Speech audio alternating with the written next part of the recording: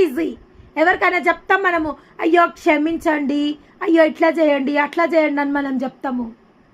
కానీ చెప్పడం కల్లా చేయడం చాలా కష్టం. కానీ ఎప్పుడైతే మనం అది చేయడానికి ప్రయాసపడి చేయడంలో సక్సెస్ అయినామంటే మనము, దేవుడు ఒక్కటే చేసిండు. నేను తనకు చెప్పడం జరుగుతుంది, దేవుని కూడా చాలా హింసించిండు, దేవుని కూడా చాలా అవమానపరిచిండు, కానీ దేవుడు ఎవ్వరిని శపించలేదు. ఒకటే మాట అన్నాడు ఆయన సిల్వలో, తండ్రి వీరేం చేయుచున్నారో వీరిని క్షమించండి, వీరు ఎరగరు ప్రభువా, వీరేం చేయుచున్నారో వీరు ఎరగరు ప్రభువా, కనుక వీరిని క్షమించండి.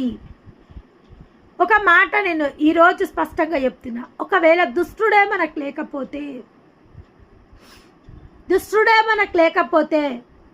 దుష్టునే మనం జయించకపోతే విక్టరీకి అసలు మజా ఉంటుంది?